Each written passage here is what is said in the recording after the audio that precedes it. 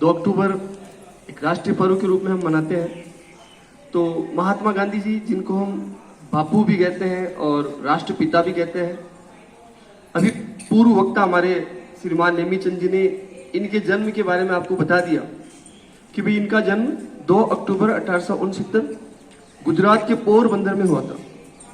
ठीक है, इनकी प्रारंभिक शिक्षा दीक्षा वहीं पर हुई और जब ये अपना कॉलेज पूरा करके और वकालत करने दक्षिणी अफ्रीका गए, वहां जब इन्होंने रंग भेद आधारित वहां पर जो संघर्ष चल रहा था तो उसको देखा, तो वहीं से इनके मन में ये प्रेरणाएं जगी कि सबसे पहले तो मुझे यहाँ पर जो ये रंग भेद की नीति चल रही है इसमें अपना योगदान देकर के, और वहां पर नेल्सन मंडेला थे, उनका साथ इन्होंने दिया और वहां नस्ल भेद, रंग भेद, काला और गोरा भेदभाव था वहां पर।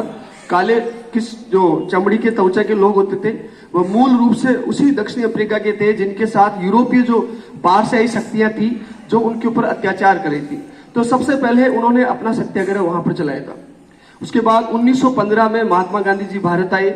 उस समय आप सबको पता था भारत एक उपनिवेश था, ब्रिटेन का एक उपनिवेश था और यहाँ पर जो अंग्रेज थे वो हमारे भारतीयों के ऊपर अत्याचार करते थे, जबकि देश हमारा था।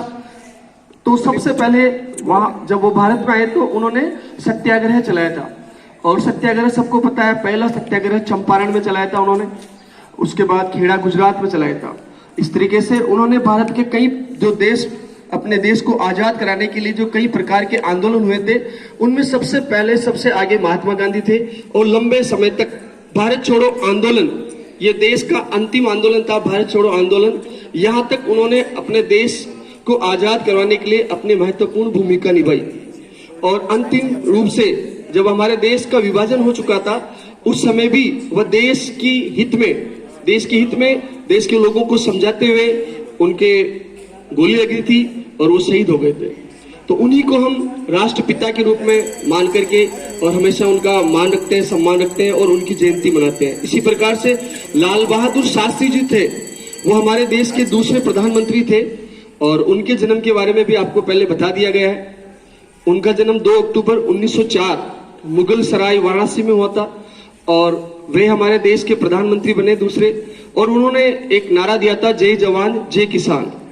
उनका अंतिम समय गुजरा था ताशकंद के अंदर, उज्बेकिस्तान के अंदर ताशकंद है, वहां पर पाकिस्तान के साथ ताशकंद समझौता हो रहा था 1966 में। उस समय उनका देहांत हो गया।